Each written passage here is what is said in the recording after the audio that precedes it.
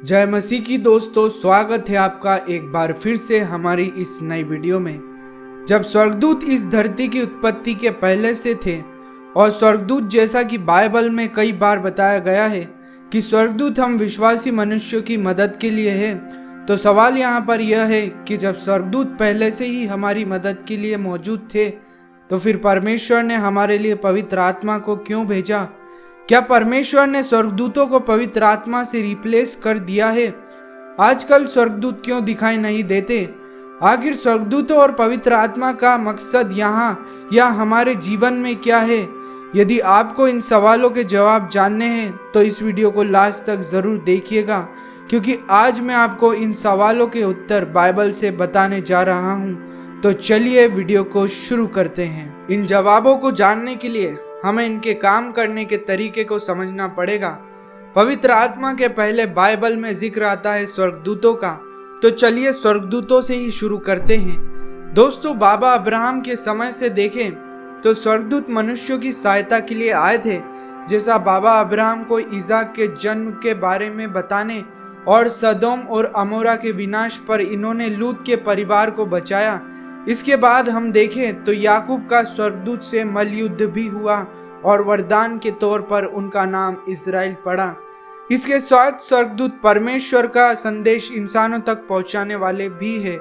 और तो और गिब्राइल स्वर्गदूत दानियल नबी को भविष्यवाणी का अर्थ भी समझाने के लिए भेजे गए, और यही स्वर्गदूत प्रभु यीशु मसीह के जन्म के समय भी चरवाहों को संदेश देने के लिए आए थे। दानियल, इब्रानियों और प्रकाशित वाक्य की किताब बताती है कि मिकाएल स्वर्गदूत आर्क एंजल अर्थात परमेश्वर की सेना के हाई कमांडर है, जो शैतान से हमारे लिए लड़ते हैं। और कई बार स्वर्गदूतों ने परमेश्वर के चुने हुए लोगों को भी बचाया, जैसे दानियल के 3 दोस्तों को आग की भट्टी से, पतरस की बंदी गृह से, और राजा हिजकिय्याह के समय में तो सिर्फ एक ही स्वर्गदूत ने 1,85,000 अशूरियों को मार गिराया। एक बार तो इजरायलियों पर परमेश्वर के द्वारा न्याय करने के लिए भी ये भेजे गए, जैसे राजा दाऊद के समय में हुआ। गौर करने वाली बात यह है कि लोगों ने स्वर्गदूतों को अपनी आंखों से देखा, लेकिन पवित्र आत्मा को किसी ने नहीं देखा। यूहन्ना बपतिस्मा दाता ने भी दृश्य रूप में कबूतर को देखा, और पिंतेकुस्त के दिन भी लोगों ने आग की सी जीभें देखी जो लोगों पर आई। दोस्तों, पवित्र आत्मा को किसी ने नहीं देखा, क्योंकि पवित्र आत्मा मनुष्यों के अंदर रहता है। इसीलिए लिखा हुआ भी है, क्या तुम नहीं जानते कि तुम्हारी देह पवित्र आत्मा का मंदिर है जो तुम में बसा हुआ है, और तुम्हें परमेश्वर की ओर से मिला है, और तुम अपने नहीं हो। और यह भी लिखा है, क्या तुम नहीं जानते कि तुम परमेश्वर का मंदिर हो और परमेश्वर का आत्मा तुम में वास करता है? तो आखिर हमें पवित्र आत्मा मिलता कैसे है और कब मिलता है? इसके लिए लिखा है, पतरस ने उनसे कहा, मन फिराओ और तुम में से हर एक अपने अपने पापों की क्षमा के लिए यीशु मसीह के नाम से बपतिस्मा लो, तो तुम पवित्र आत्मा का दान पाओगे।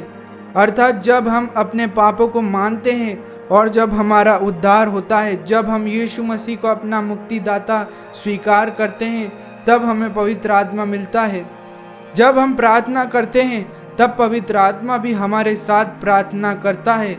लिखा है, इसी रीति से आत्मा भी हमारी दुर्बलता में सहायता करता है, क्योंकि हम नहीं जानते कि प्रार्थना किस रीति से करना चाहिए, परंतु आत्मा आप ही ऐसी आहें भर भर कर जो बयान से बाहर है हमारे लिए विनती करता है। पवित्र आत्मा के द्वारा हम सिर्फ पृथ्वी की ही नहीं बल्कि स्वर्ग की भी बातें जानने लगते हैं। जैसा लिखा है, परंतु सहायक अर्थात पवित्र आत्मा जिसे पिता मेरे नाम से भेजेगा, वह तुम्हें सब बातें सिखाएगा, और जो कुछ मैंने तुमसे कहा वह सब तुम्हें स्मरण कराएगा।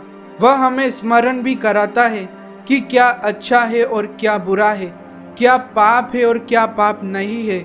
यीशु ने यह भी कहा, परंतु जब पवित्र आत्मा तुम पर आएगा तब तुम सामर्थ्य पाओगे, और यरूशलेम और सारे यहूदिया और सामरिया में और पृथ्वी की छोर तक मेरे गवाह होंगे। पवित्र आत्मा ने प्रेरितों की ऐसी सहायता की कि वे लोग जो भाषा जानते भी नहीं थे, जो देश उन्होंने देखे भी नहीं थे, वहां तक उन्होंने प्रचार करा। क्या आप जानते हैं वरदान तो अलग अलग प्रकार के होते हैं, लेकिन पवित्र आत्मा एक ही होता है। प्रेरित पौलुस ने कहा, वरदान तो कई प्रकार के हैं, परंतु आत्मा एक ही है, क्योंकि एक को आत्मा के द्वारा बुद्धि की बातें दी जाती है और दूसरे को उसी आत्मा के अनुसार ज्ञान की बातें, किसी को उसी आत्मा से विश्वास और किसी को उसी एक आत्मा से चंगा करने का वरदान दिया जाता है। फिर किसी को सामर्थ के काम करने की शक्ति और किसी को भविष्यवाणी की, किसी को आत्माओं की परख और किसी को अनेक प्रकार की भाषा और किसी को भाषाओं का अर्थ बताना। परंतु ये सब प्रभावशाली कार्य वही एक आत्मा करता है और जिसे जो चाहता है वह बांट देता है। अब आता है सबसे लास्ट क्वेश्चन, क्या परमेश्वर ने पवित्र आत्मा से स्वर्गदूतों को रिप्लेस कर दिया? तो इसका जवाब है बिल्कुल नहीं, क्योंकि यीशु मसीह ने कहा, और मैं पिता से विनती करूंगा और वह तुम्हें एक और सहायक देगा कि वह सर्वदा तुम्हारे साथ रहे। यहाँ लिखा है एक और सहायक, अर्थात पवित्र आत्मा के पहले से हमारे लिए एक और सहायक मौजूद है और वो है स्वर्गदूत।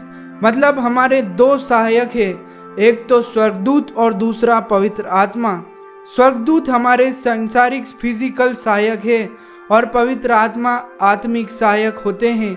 यकीन मानिए, आज भी जब परमेश्वर का कोई विश्वासी किसी मुसीबत में होता है, तब स्वर्गदूत उनकी सहायता करते हैं।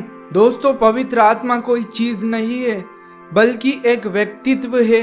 वो हमारे लिए परमेश्वर से एक डिसीजन लेता है, जैसा लिखा है, परंतु ये सब प्रभावशाली कार्य वही एक आत्मा करता है और जिसे जो चाहता है वह बांट देता है। दोस्तों, बहुत सारे मसीह लोग स्वर्गदूतों को सिर्फ क्रिसमस पर याद करते हैं और पवित्र आत्मा के विषय में पढ़ते हैं या सुनते हैं, लेकिन मेरी आपसे गुजारिश है, आप पवित्र आत्मा को जानें और पवित्र आत्मा को अपने जीवन में काम करने दीजिए।